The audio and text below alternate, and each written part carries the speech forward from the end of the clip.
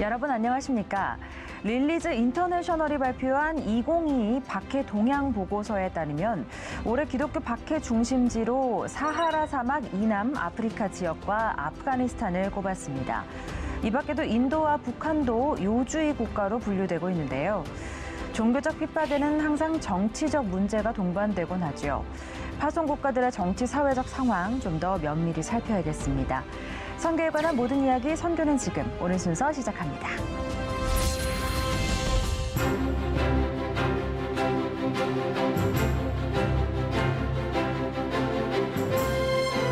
네, 먼저 이 시간 저와 함께하는 두 분입니다. 김혜영 커넥트의 김혜영 선교사님 그리고 기독신문의 노충원 편집국장님 나오셨습니다. 두 분 어서 오십시오. 안녕하세요. 네, 안녕하세요. 반갑습니다.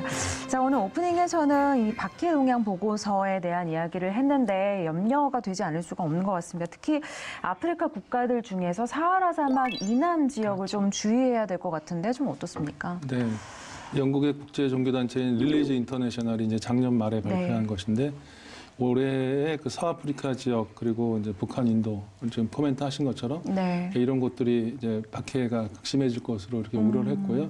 그것은 이제 이슬람 민족주의 그리고 또 인도 같은 경우 또 힌두 민족주의 뭐 이런 것들이라고 생각하고 저는 뭐 예전에도 한번 말씀드렸지만은 매해 순교 당하거나 또 이렇게 테러 당하는 기독교인들이 굉장히 많잖아요. 그래서 기도하는 것과 동시에 그분들이 그 안에서 신앙을 지키는 우리 기독교인들이 그분들이 더 강해졌으면 좋겠다.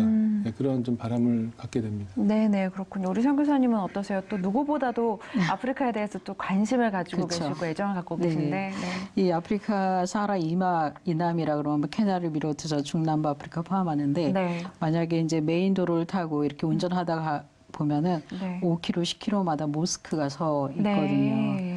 그래서 이제는 어떤 그 모슬림에 대한 부정적인 인식도 있지만 일상 속에 자리한 그러니까 교육과 병원 의료 시스템과 각종 사회 제도 속에서 이슬람이 굉장히 깊숙하게 사람들의 생활에 들어가고 있거든요. 그렇군요. 그래서 그것도 굉장히 이제 우리가 주의 깊게 들여다봐야 될 부분인 것 같아요. 네, 맞습니다.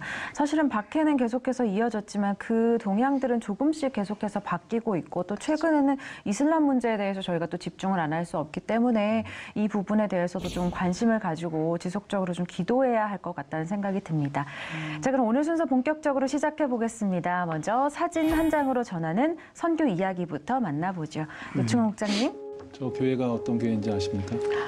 어떤 교회일까요? 네, 정동제일교회. 정동제일교회. 네, 그 중구 정동에 있는 정동제일교회이고요.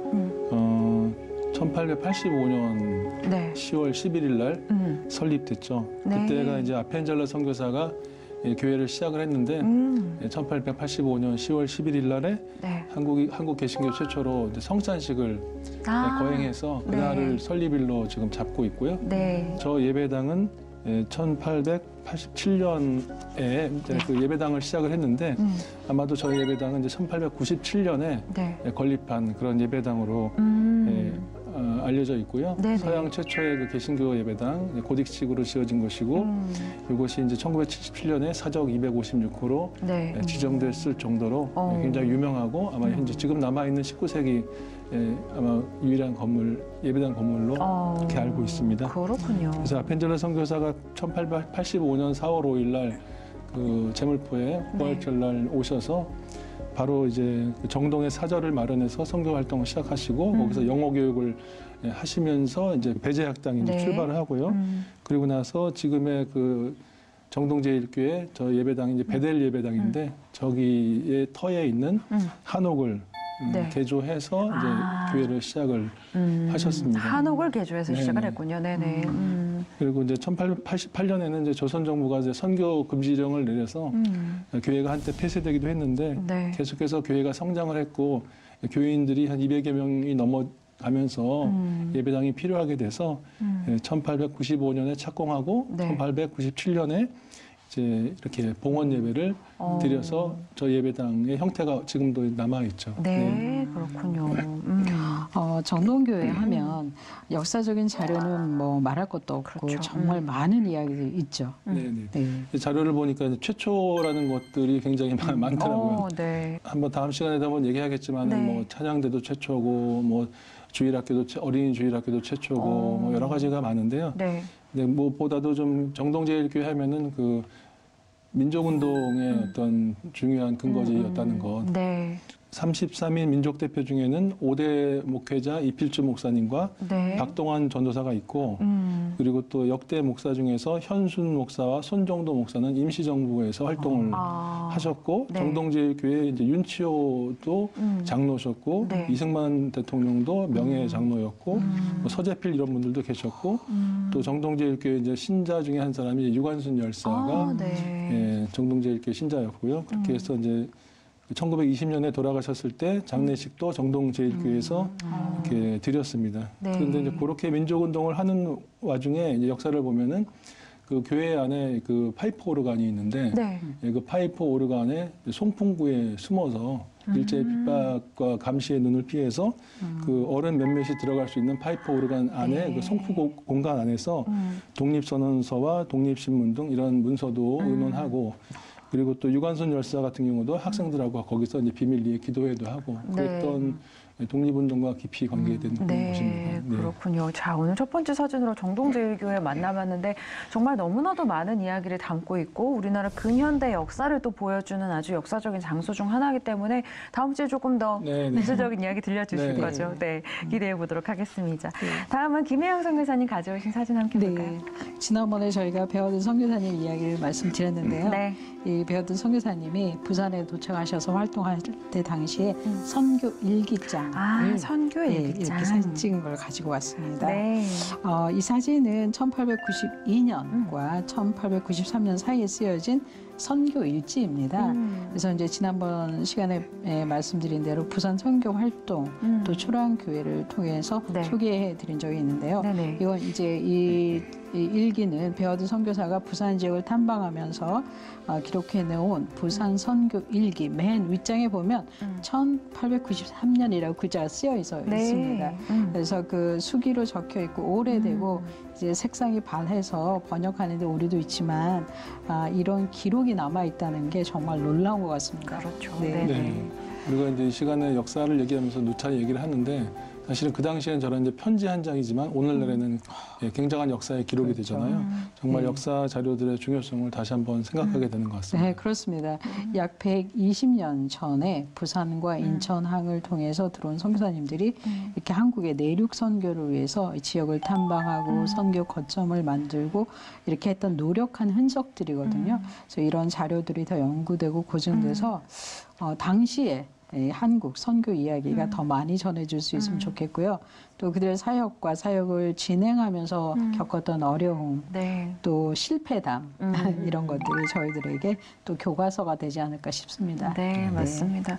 사실은 요즘은 시대가 바뀌었기 때문에 우리가 하는 일거수일투족들이 사실 여러 가지 모습으로 기록이 남는데 이때 당시에는 그런 기록을 남기는 것조차 굉장히 어려운 때였잖아요. 그런데 이렇게 빛바랜 사진 한 장을 통해서도 우리가 얼마나 정말 대단한 기독교 역사를 가지고 있었는지를 알 수 있다는 게 참 감사한 일인 것 같고 더불어서 그 과거를 기억하면서 우리 현재의 모습을 돌아보는 일이 얼마나 중요한지를 다시 한번 깨닫는 시간인 것 같습니다.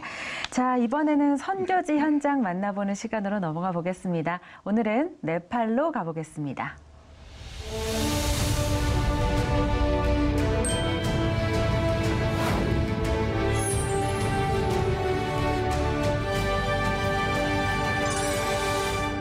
네팔에는 다양한 교단과 선교 단체에서 파송된 한인 선교사들이 있습니다.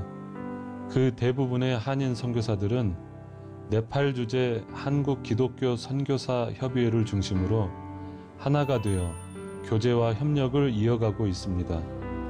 그러나 보안상의 이유로 어부회라는 애칭을 훨씬 더 많이 사용합니다. 그동안 네팔 선교는 네팔의 정치적 변화에 따라 많은 영향을 받았습니다. 선교 초기 1990년 이전에는 절대 왕정 체제 상황에서 한인 선교사는 3가정과 1명의 독신 선교사가 전부였습니다. 물론 많은 제약과 어려운 상황 속에서 선교가 이루어졌는데 민주화 운동의 영향으로 1990년 2월에 입헌 왕정 체제로 정치적 상황이 변하면서 선교사들이 더 많이 들어올 수 있게 됐습니다. 그러면서 1992년 7월 14일 어부회가 설립됐습니다. 그동안 네팔의 정치적 상황에 따라 선교 상황도 많은 영향을 받았지만 어부회의 섬김은 외부적인 상황과 상관없이 이어져 왔고 극심한 정치적 혼란에서도 한인 선교사들은 어부회를 중심으로 함께 교제하며 위로하고 격려하며 어려움을 이겨나갈 수 있었습니다. 특히 2015년 3만 명이 넘는 사상자를 낸 진도 7.8의 대지진이 있었을 때 어부회는 합동대책위원회를 구성해서 연합하여 응급 재난구조를 진행했습니다. 네팔의 한인 선교사들의 연합과 협력은 다른 나라와 비교해도 매우 탁월했다는 평가를 받고 있습니다. 특별히 올해 2022년은 1992년 어부회 설립으로부터 30주년을 맞이하는 해이며 네팔 한인 선교사의 첫 입국인 1982년으로부터는 40주년이 되는 해입니다. 네팔 교회는 계속 부흥하고 있는 것은 사실이지만 2018년 8월에 발효된 개종금지법 강화와 빠른 세속화 그리고 코로나19 상황 속에서 보다 효과적인 선교를 위해서 한인 선교가 변화해야 하는 시점에 있습니다. 따라서 2022년 1년의 기간을 통해서 백서편찬, 학술포럼, 수필, 간증, 사진, 영상 자료 수집 및 분석, 대외적 협력 모색 등 6개의 네팔 한인 선교 40주년 사업을 진행하려고 준비 중에 있습니다. 또한 지난 40년의 네팔 한인 선교 사역을 돌아보고 미래 네팔 선교와 연합을 도모하려고 하고 있습니다. 이를 위해서 선교사님들 모두가 마음을 모아 기도하며 여러 가지 의미 있는 일들을 준비하고 있는데요. 앞으로 진행되는 일들을 C채널 시청자 여러분들과 나눌 수 있기를 기대하고 있습니다. 네팔 한인 선교 40주년인 2022년 한 해를 통해 과거를 통찰해보고 미래를 준비하면서 우리 앞에 놓여져 있는 선교적 과제를 하나하나 이루어갈 수 있도록 한국 교회와 성도 여러분들의 기도를 부탁드리겠습니다. 네, 네팔 선교를 이끌어 가시는 네팔 선교사회 어부회 역사를 자세하게 알게 됐는데요. 어부회 이원일 회장님 연결해서 좀 더 자세한 말씀 들어보겠습니다. 회장님 안녕하십니까? 네, 안녕하세요. 자이메스 네팔에서 선교하고 있는 네팔 선교사 이원일입니다. 네, 반갑습니다. 이 어부회라는 말이 참 좋은 것 같은데요. 이 네팔에는 선교사회가 하나, 그리고 한인교회도 딱 하나라고요. 네, 맞습니다. 네팔에 한인교회가 하나 있습니다. 교단과 교파를 초월해서 함께 모여서 한국어로 예배를 드리고 있는데요. 저도 그곳에 갈 때면은 항상 마음의 뜨거움을 다시 채우고 돌아옵니다. 뿐만 아니라 한국에서 파송되어 온 선교사님들이 어부회라는 이름으로 함께 모여서 선교를 하고 있습니다. 이것은 네팔의 정치적 상황이 변할 때면 함께 대응책을 마련하고 또 어떤 문제가 있을 때면 함께 힘을 모아서 대응을 합니다. 대표적인 예로 2015년도에 네팔에 큰 지진이 있었는데 지진이 일어나면 긴급 구호가 굉장히 중요하지 않습니까? 그때에도 함께 재정을 모으고 또 함께 인력을 모아서 필요한 곳에 그 인력과 재정을 모아서 보낸 그런 일도 있었고, 또 작년에 2011년도 코로나 상황 가운데 네팔 교회가 많이 힘든 상황 가운데 있었습니다. 그때도 네팔 지도자들이 굉장히 어려운 상황 가운데, 목회자들이, 평신도 목회자들이 어려운 상황 가운데 있었는데, 그때도 어부회에서 함께 모금하여서 네팔 교회에 기부한 경우도 있었고, 또 한인 선교사가 어떤 사고로 위험한 상황 가운데 있을 때에도 저희들이 함께 그 일을 대처하고, 또 필요하다면 모금까지 하여서 재정도 공급하는 그런 공동체입니다. 그래서 때때로 평소에는 잘 느낄 수 없을지는 몰라도 어떤 상황이 벌어지면 빠르게 함께 하나로 대응하는 그런 지체이고 연합체라고 할 수 있겠습니다. 네, 아까 영상에서도 말씀해 주셨지만은 올해가 이제 네팔 선교 40주년이 된다는데요. 그래서 더욱 뜻깊으실 것 같습니다. 네, 맞습니다. 올해는 네팔 한인 선교를 시작한 지 40주년이 되는 해입니다. 그래서 여러 가지 일들을 계획하고 있습니다. 단순히 한 번만 프로그램을 하고 끝나는 것이 아니라 1년 동안 6개의 사업을 준비하고 있는데, 6개의 분과위원회로 조직하여서 6개의 사업들을 완료하려고 지금 진행 중에 있습니다. 이러한 일들을 통해서 과거를 돌아보고 미래를 내다보는 그런 작업을 하려고, 첫 번째로는 백서 분과위원회가 있습니다. 여기서는 네팔 선교사와 교단 그리고 단체들이 어떻게 선교 사역을 해왔는지 그 사실을 정리해보고 미래를 내다보려고 하고 있습니다. 두 번째로는 학술 포럼 분과위원회가 구성되어 있습니다. 그래서 네팔 선교에 필요한 여러 가지 주제들을 연구하고 발표하고 토론하려고 하고 있습니다. 세 번째로는 수필 간증 분과위원회가 구성되어 있습니다. 한인 선교사들이 어떻게 선교하였는지 수필을 적고 또 간증들을 모아놓으려고 하고 있고, 뿐만 아니라 네팔의 성도님들과 한국 교회의 성도님들의 수필과 간증도 받아서 이거는 책으로 편찬하려고 하고 있습니다. 네 번째로는 사진 분과위원회가 있습니다. 사진 자료들을 정리하려고 하고 있고, 다섯 번째로는 영상 분과위원회가 있습니다. 그래서 과거의 영상 자료들을 정리하고 인터뷰하여서 이런 과정을 통해서 과거를 돌아보고 미래를 내다보려고 하고 있습니다. 마지막으로 대외협력 분과위원회가 구성되어 있습니다. 1년간 이렇게 6개의 네팔 한인 선교 40주년 분과위원회가 연구하고 토론하고 자료들을 모은다면 10월 달에 10일에서 12일까지 40주년 본대회를 하려고 계획 중에 있습니다. 네, 선교사님 40주년이 되기까지 많은 어려움들 있으셨을 텐데요. 그 시간들을 그때 지켜준 분들이 계셨기 때문에 가능한 일 아니겠습니까? 어떤가요, 선교사님? 네, 그렇습니다. 기라성 같은 선교사님들이 계신 게 사실입니다.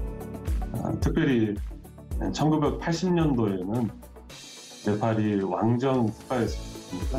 82년도에 이성호 강원희 선교사님이 들어오시고, 85년도에 이춘심 선교사님이 들어오시고, 88년도에 이상영 선교사님께서 들어오셨습니다.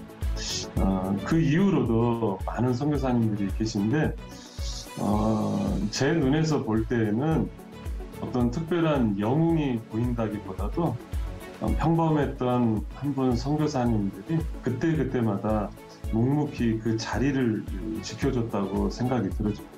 그래서 예수 그리스도만 한 분 영웅으로 모시고 나머지 선교사님들은 다 종으로서 섬기려고 했던 그렇게 몸부림치려고 했던 선배님들만 제 눈에는 보여집니다. 그래서 그때 그 자리를 지켜줬던 그 선배님들에게 진심으로 마음으로 박수를 보내고 싶고, 그러한 전통들을 이어받아서 앞으로 후배 선교사님들이 오면은 쉽게 적응하고 빨리 현지의 사역에 적응할 수 있도록 계속적으로 발전해 나가는 그런 어버이가 되기를 바라는 마음이 있습니다. 네, 좋습니다. 자, 이 네팔 선교 환경이 좀 어려워졌다 이런 소식들을 저희가 계속 듣고 있는데요. 올해 40주년 행사도 있으시고 또 여러모로 기도 제목도 많으실 것 같습니다. 어떤 내용들이 있을까요? 네, 그렇습니다. 한국교회에서 꼭 기도를 해 주셔야 될 때라고 봅니다. 2018년도 8월부터 강제 개종 금지법이 더욱더 실제적으로 실행되어지게 되었습니다. 그래서 실제로 감금되고 재판을 받게 된 현지 목회자들이 있었고, 선교사들이 있었고, 추방된 선교사들도 있었습니다. 한국교회와 성도님들께서 기도해 주실 것은 국가적 위협 속에서도 또한 코로나19 상황 속에서도 우리 성령님께서 선교사와 네팔 교회를 충만하게 해주셔서 뒤로 물러남 없이 지혜롭게 복음을 증거할 수 있도록 기도해 주시기 바랍니다. 또한 네팔 한인 선교 40주년 사업이 6개가 진행되어지고 있습니다. 이 분과들을 이끌어서 진행하고 있는 각 분과 위원장님들과 위원들에게 힘과 지혜를 달라고 기도해 주시고, 그리고 이러한 사업을 진행하고 출판을 하기 위해서 필요한 재정들이 있습니다. 그러한 재정들을 위해서 지금 모금 중에 있는데, 이를 위해서도 기도해 주시면 정말 감사하겠습니다. 네, 이 올해가 여러모로 아주 뜻깊은 시간이 될 것 같은데요. 계획하신 모든 일정 위해서 저희도 함께 기도하겠습니다. 선교사님, 오늘 말씀 감사합니다. 네, 감사합니다. 자유메시아. 네, 네팔의 이원일 선교사와 이야기 나눴습니다.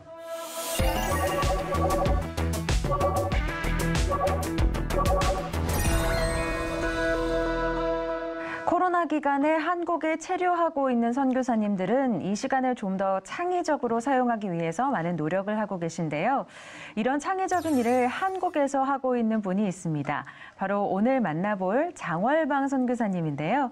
한국 체류 선교사님들을 위로하고 격려하는 사랑방을 만들었다고 합니다. 그 따뜻한 현장에 저희 제작진이 다녀왔습니다.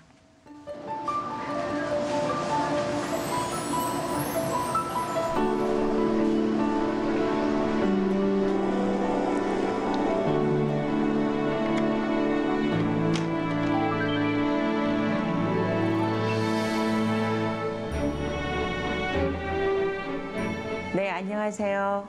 저는 인도와 중국, 러시아를 섬겼던, 또 지금은 러시아를 섬기고 있는 장월방 선교사입니다.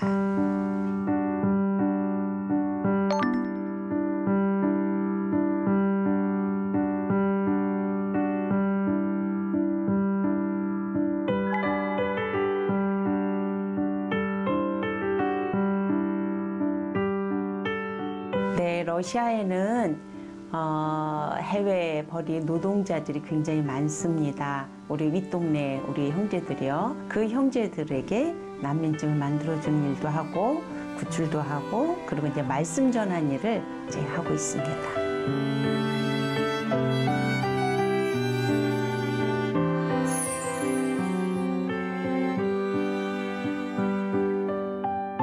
제가 이것을 만들게 된 계기도, 저는 이제 인도에서 선교사로 있다가 추방을 당했었고, 또 중국에서는 제가 이제 우리 탈북자 자매들에게 복음을 전하다가 제가 이제 감옥에 갇히는 일도 있었습니다. 이런 부분에 대해서 한국 교회가 굉장히 많이 선교사를 케어하는 부분이 조금 많이 약하다는 걸 느꼈어요. 그래서 우리 선교사들만의 모임방, 또 선교사들만의 아픔을 가지고 자기 이야기를 할 수 있는 그런 공간이 굉장히 필요해서 저희들이 이것을 위드엠이라고 만들었습니다. 선교사님들과 함께하는 그런 사랑방이에요.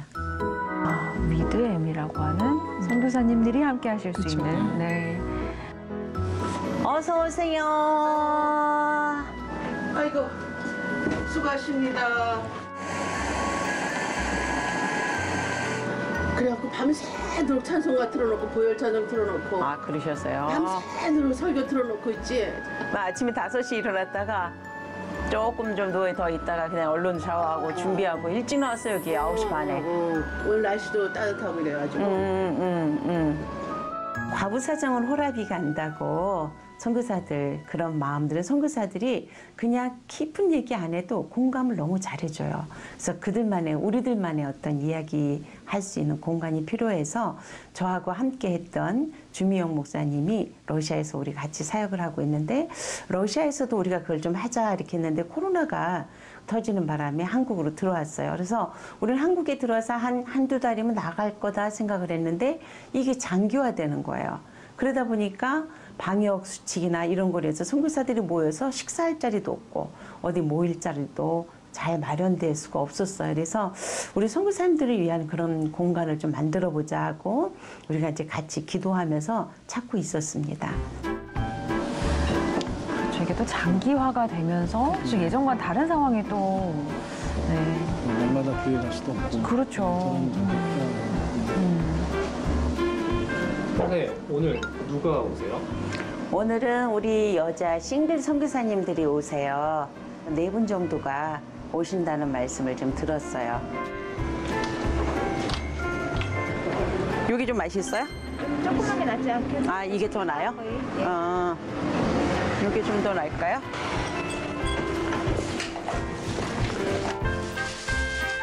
그거를 여기다 넣으려고 조금씩 하면 조기통이라서. 그래도 먹기도 꽤. 잘게 쓸어. 잘게 쓸어? 여기서 가져올게요. 계획도 올라가고 푸짐한데요.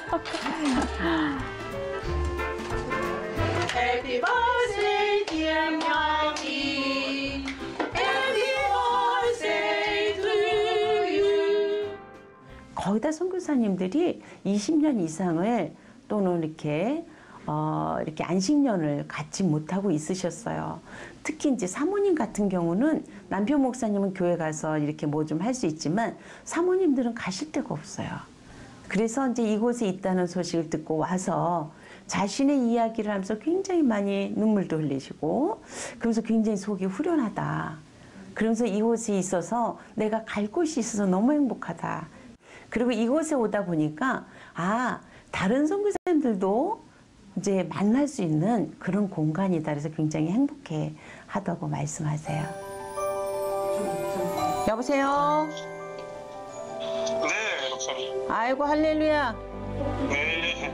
아유, 지금 공사 현장이네요? 네, 여기 공사 현장. 와, 할 일이 되게 많네요. 좀 바빠요. 저기 연말이나 연초에 한번 해가지고 여기서 모이자. 밥 한번 먹게. 네, 알겠습니다. 형제님을 좀 모아놔. 그리고 우리 러시아에 있는 우리 형제들 놓고 기도 좀 많이 해줘요.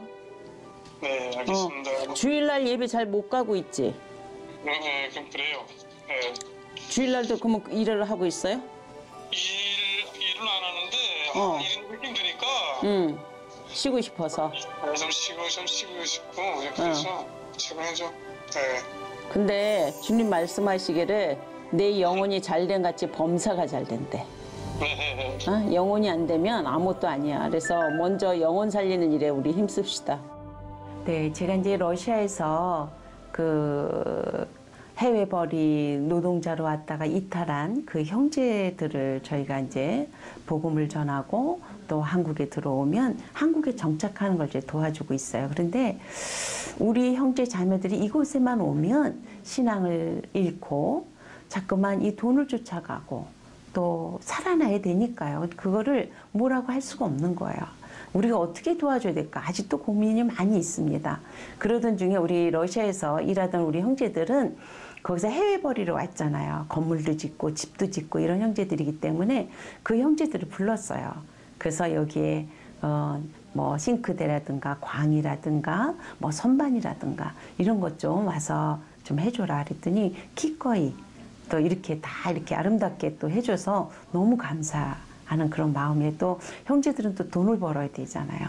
그래서 저희들이 이제 그런 사례도 하지만 그 마음이 또 그렇게 되게 저희들에게 따스하게 있습니다. 데모 같으신. 아, 그러니까요. 네. 끌어잡아 주시는 것 같아요. 데모 역할을 또 하시네요. 진짜 긴장하고. 우리나라가 너무 이 북한 형제에 대해서 잘 이해를 못하는 게 많고. 우리조차도 잘 모르잖아. 북한 정도 한다는 소리. 센터를 좀 열어서 그런 노숙자분들도 식사 대접도 해주고 또 그곳에는 우리 독립군들이 활약했던 게 굉장히 많아요. 또 북한 체제가 어떻게 무너질지는 잘 모르겠어요. 그러나 그것을 위해서 저희들이 필요한 것은 거기서 센터가 좀 필요하다. 땅을 좀 구입을 하고 그것에 많은 사람들을 섬기고 또 선교사 케어하는데 전 세계에 있는 선교사들에게 정말 힘든 선교사를 찾아가는 서비스를 좀 하고자 저희들이 이곳에서 그거를 계속 준비하고 있어요.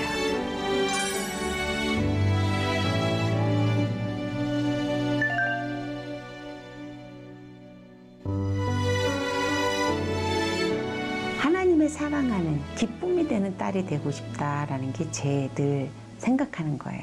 그래서 누구에게는 행복 바이러스처럼 그래서 이렇게 사역을 하다가 갔을 때 그래 너 참 수고했다라는 그런 주님의 그런 말을 듣고 싶어요.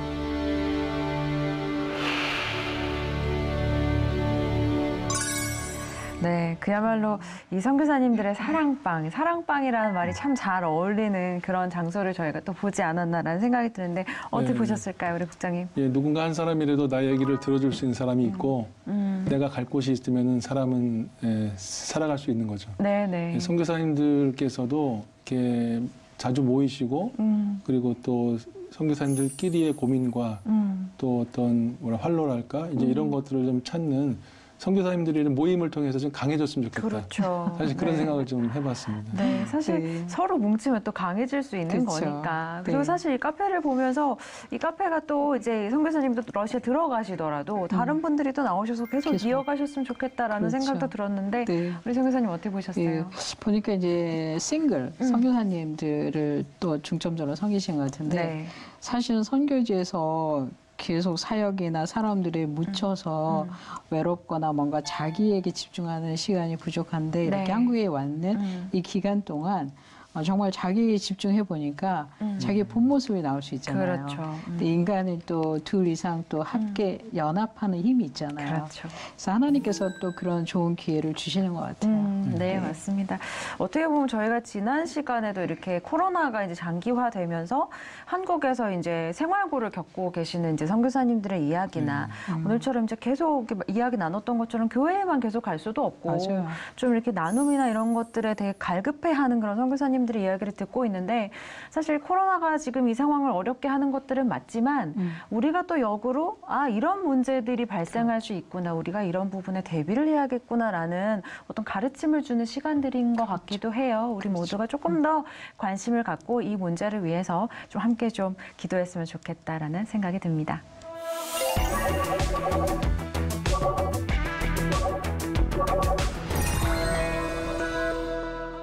매주 이 시간 하나님 나라 확장을 위해 다양한 모양으로 선교에 헌신하고 있는 분들을 만나고 있습니다. 오늘은 인터서브 코리아 조샘 대표 스튜디오에 모셨습니다. 대표님 어서 오십시오. 안녕하세요. 네, 안녕하세요. 반갑습니다. 네. 대표님 바쁘신 중에 나와주셔서 감사드립니다. 먼저 인터서브 코리아에 대해서 먼저 소개를 좀 해주실까요? 네, 인터서브 코리아는 1852년에 170년 정도 됐는데요. 네. 영국 콜카타에서 영국 여성들 둘이 들어가서 문맹 퇴치하고 의료를 전함으로써 시작한 선교단체고요. 네. 지금 현재는 전 세계 14개 국가가 연합해서 약 41개국에 나가 있는데요. 네.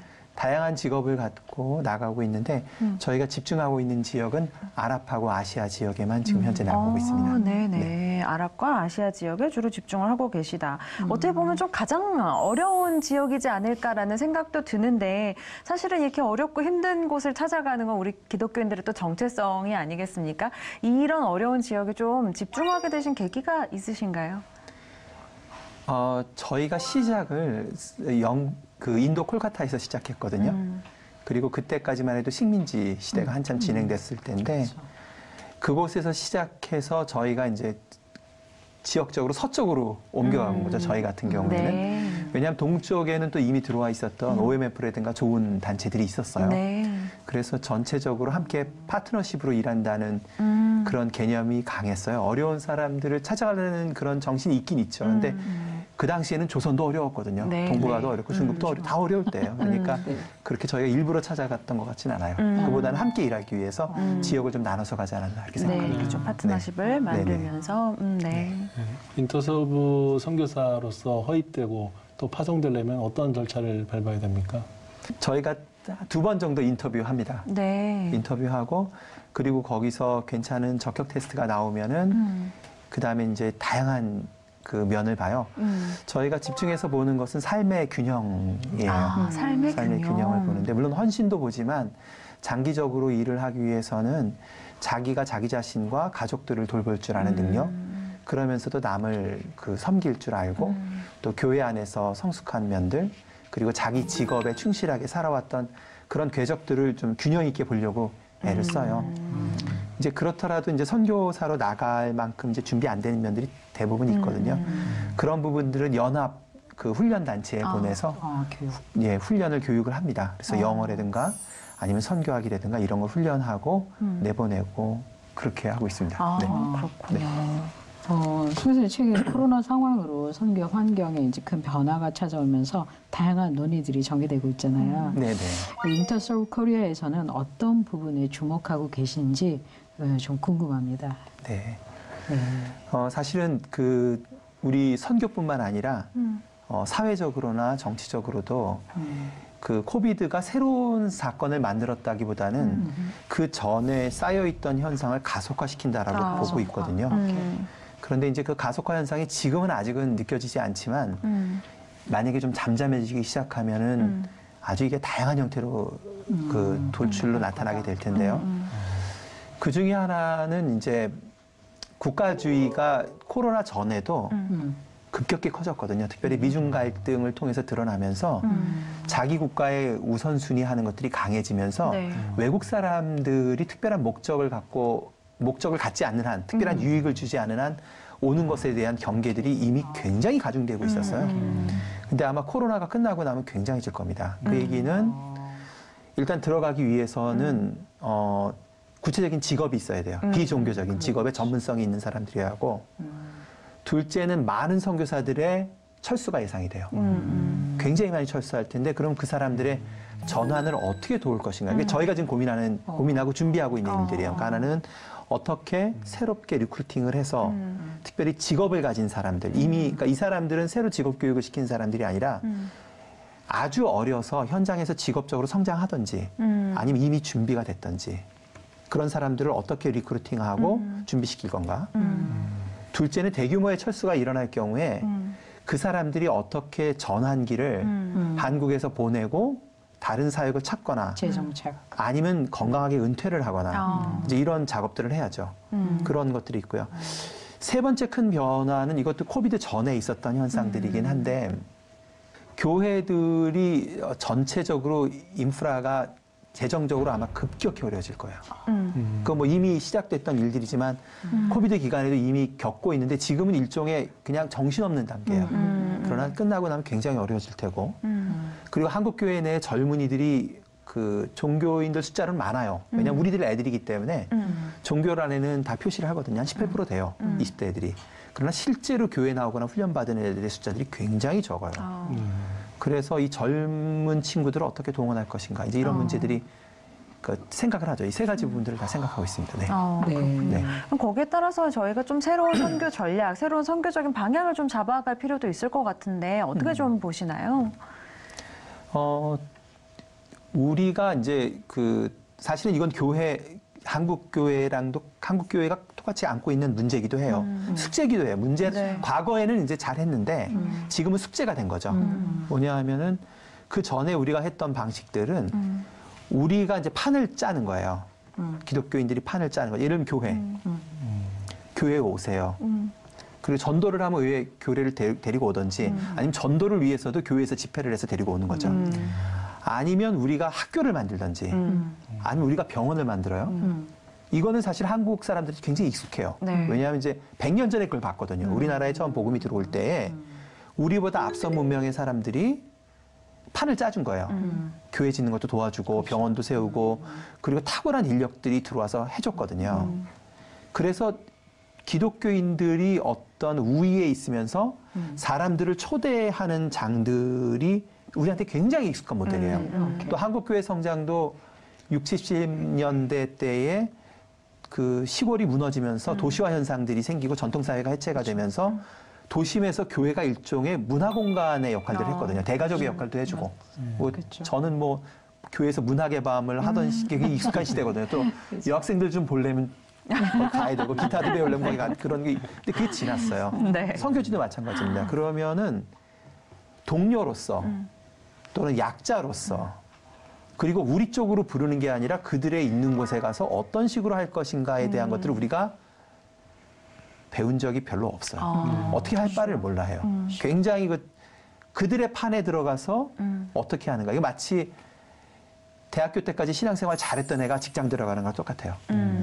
근데 대학생에서 사복서 사형리 전하는 것처럼 직장에서 하면 그 쓴 경험을 한 친구들이 많을 겁니다. 그 판이 벌어지는 거예요. 맞아요. 근데 그렇지 않은 복음 못 전하가 전할 수 있어요. 맞아요. 왜냐면 초대교회는 딱 그 상황이었거든요. 기독교가 약자들이고 소수였거든요. 근데 그런 코드를 우리가 좀 기억을 잘 못하는 거죠.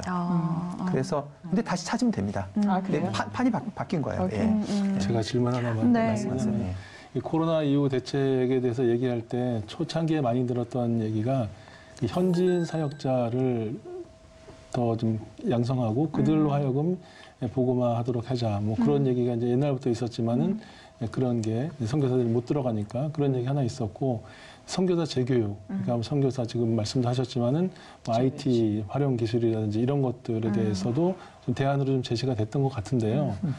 이렇게 오늘 지금 이제 변화하는 선교 환경에 대해서 진단하신 얘기를 들어보니까 이 두 가지가 좀 막연하다는 생각이 좀 들거든요. 그러니까 이런 것들이 대안이 될 수 있는지 또 그런 얘기들이 있는데 그런 것들이 정말 좀 가능한지 또 가능하게 되려면 좀 어떤 좀 저희 한국교회가 준비를 해야 되는지 혹시 그런 생각이 있으시면 좀 말씀해 주실래요? 기존에 나갔던 선교사들을 재교육하는 일은 필요합니다. 그리고 또 감사하게도 예를 들면은 통합 측 세계선교부에서 재교육을 시작을 했어요. 몇 년 전부터. 너무 감사하고 또 두란노 선교회 TIM도 꾸준히 이 일을 잘해왔어요. 그래서 또 GMTC 우리가 연합으로 하는 GMTC도 그 하반기에 이 훈련을 잘했고 사실 코비드 기간에 굉장한 도움이 됐어요. 그 선교사들이 많이 살아납니다. 특히 GMTC 같은 경우는 피드백이 굉장히 좋거든요. 사실은 그 많은 선교사들이 그 전에 했던 역할을 못하게 못하게 될 거예요. 제가 아까 말한 여러 가지 이유들 때문에. 그러면 전환을 해야 되는데 사람이 전환하는 게 어려워요. 뇌 구조 면에서도 그렇고요. 그렇죠. 그건 뭐 인지과학에서도 밝혀진 것들이고 사회적인 기대 때문에도 되게 어렵거든요. 그러니까 일정 정도의 기간들이 필요해요. 예를 들어서 내가 중국에서 일을 했는데 2018년에 뭐 한국 선교회 한 5분의 1이 쫓겨난 거거든요. 6분의 1에서. 굉장히 트랜지션이에요. 사실은 그 사례를 연구하면 우리가 굉장히 배울 것들이 많다고 저는 생각을 하는데 중국에서 나왔어요. 추방됐어요. 2018년에. 그러면은 저희들 생각에는 우리가 이제 쉽게 생각을 하면 그냥 수학적으로 생각하면 그래? 그러면은 한국에도 중국 사람들 많으니까 국내 사역해. 아니면은 북한 사람들 도와. 아니면은 라오스나 미얀마나 캄보디아 가면 어때? 거기에도 중국 화교들 많으니까 거기서 신학교를 하면 어때? 이런 거를 하는데 그거는 산술적인 일종의 전략적 사무실에서 중앙에서 중앙 통제타워에서 하는 얘기고 실제로 사람들은 엄청난 혼란을 지나가게 돼요. 그 사람들은. 그렇죠. 그게 뭐 재정적으로는 일단 굉장히 어려워지고요.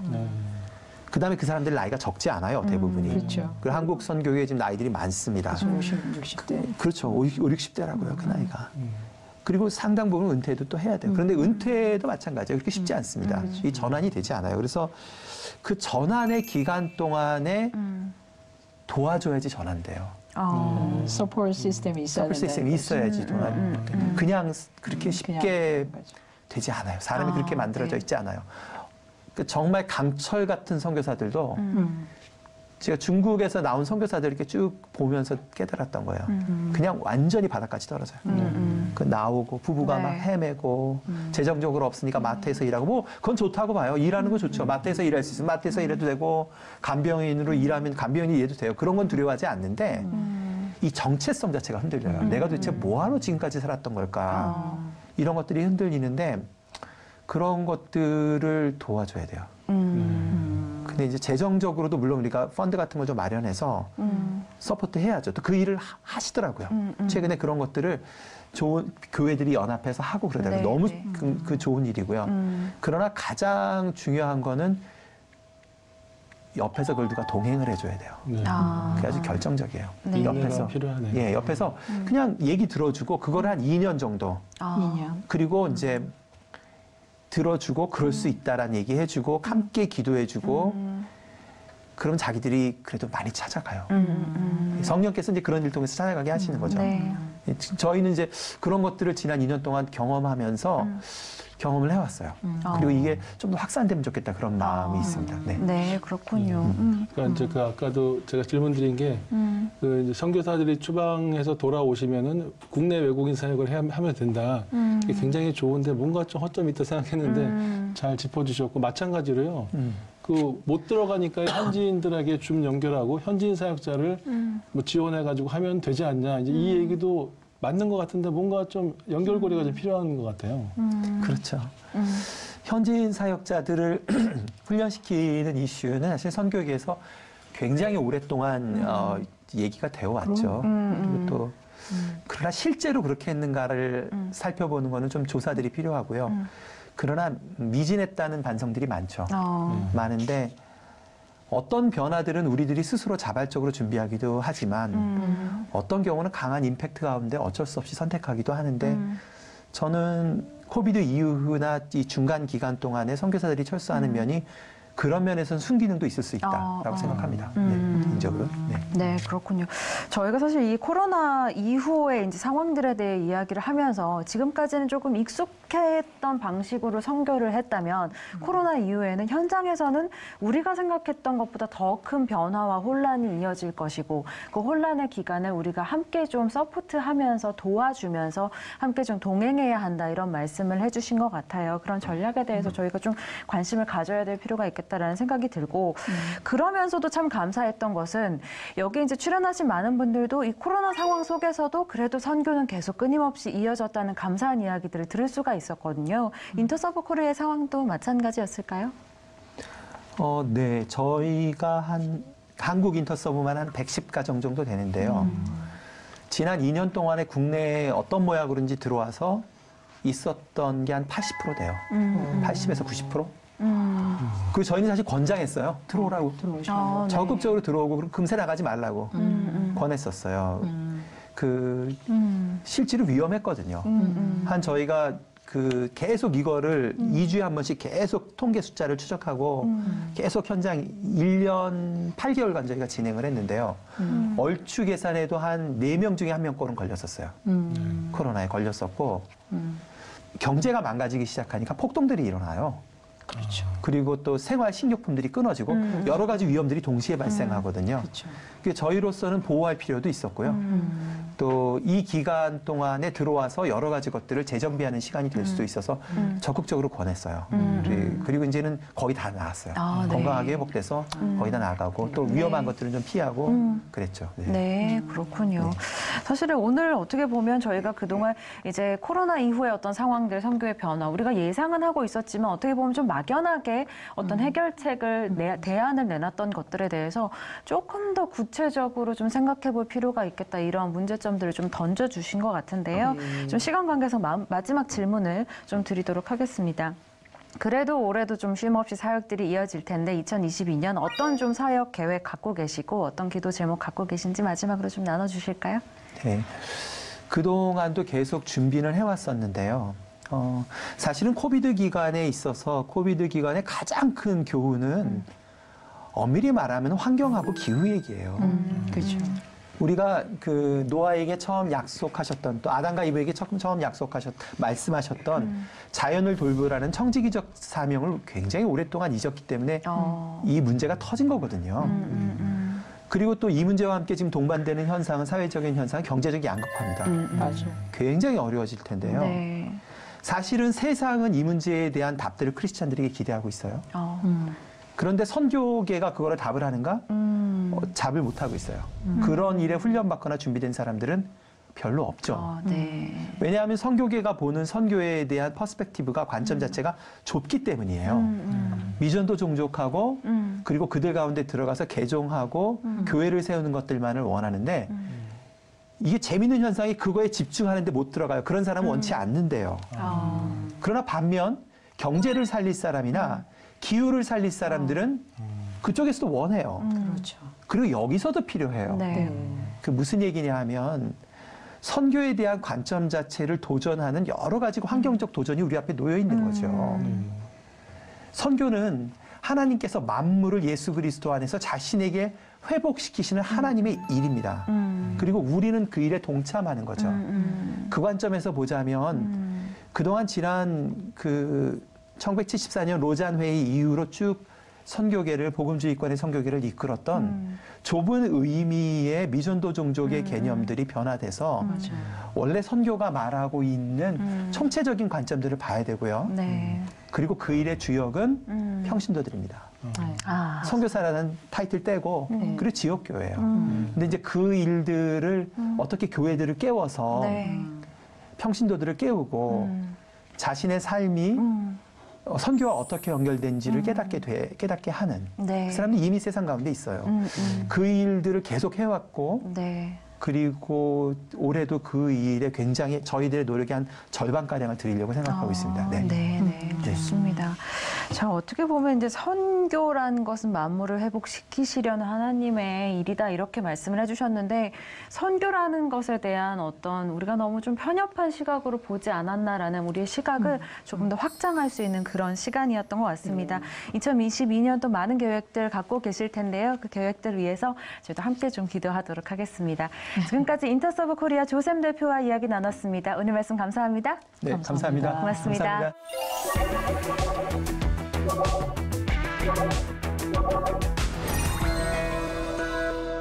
네, 이 시간 영상을 통해서나 또 스튜디오에서 직접 뵙는 분들 모두가 한 주도 빠지지 않고 한결같이 말씀하시는 단어, 바로 감사인 것 같습니다.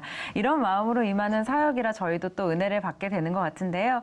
오늘도 참 다양한 생각들, 다양한 은혜들을 나눌 수 있는 시간이었습니다. 두 분 오늘 어떠셨나요? 저는 오늘 그 공통적으로 지금 나오고 있는 이야기가 평범한 보통의 우리 성도 한 사람 한 사람이 선교사이다라는 그런 그 감동과 또 영감이 느껴졌습니다. 사실 이렇게 코로나나 혹은 전 지구적인 위기 때 우리는 누구나 영웅을 기다리거나 영웅을 바라보거나 찾으려고 하는 그런 분위기가 있는 것 같아요. 네, 더 중요한 건 나 한 사람 한 사람의 중요함일 것 같아요. 그래서 성도 한 사람 한 사람이 하나님 안에서 얼마나 귀중한 선교사인가 이것을 다시 한번 생각했습니다. 네, 우리 한 사람 한 사람이 하나님 안에서 귀중한 선교사다. 네, 좋습니다. 우리 국장님 오늘 어떠셨나요? 비슷한 생각이고요. 그 평신도와 지역교회가 일어나서 선교를 담당해야 되고 그 자원이 굉장히 크잖아요. 그래서 우리 한국교회 95%가 이제 평신도 성도인데 그 참 오래된 주제거든요.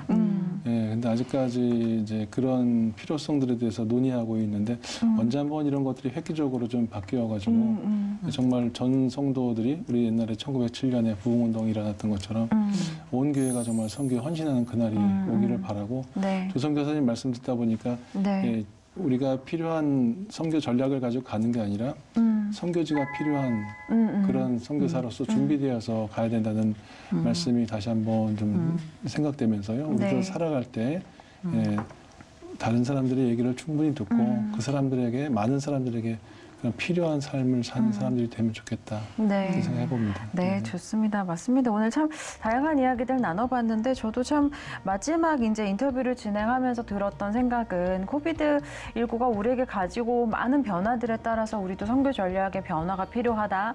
뭐 선교가 어렵다 이런 진단들을 계속해서 내리고 있는데 물론 이게 어떤 측면에서는 선교 전략의 변화라고 볼 수도 있겠지만 그동안 우리가 당연히 했어야 할 선교 영역에서 놓치고 있었던 부분들을 다시 발견하고 그 부분에 좀 집중할 수 있는 그런 시간들이 이어져야 하지 않을까라는 생각도 했습니다. 우리가 너무 서두르지 않고 조급해하지 말고 그 방법들을, 그 전략들을 잘 좀 찾아 나가면 우리가 또 앞으로 계속해서 선교의 어떤 빛과 소금의 역할을 할 수 있지 않을까라는 생각을 하게 됩니다. 자, 오늘도 지구촌 곳곳에서 선교 사역은 멈추지 않습니다. 계속되는 선교 사역을 위해서 마음과 기도 그리고 물질도 끊임없이 모아주시길 바라고요. 저는 다음 주에 선교 현장 이야기로 다시 찾아오겠습니다. 시청해주신 여러분 고맙습니다. 감사합니다.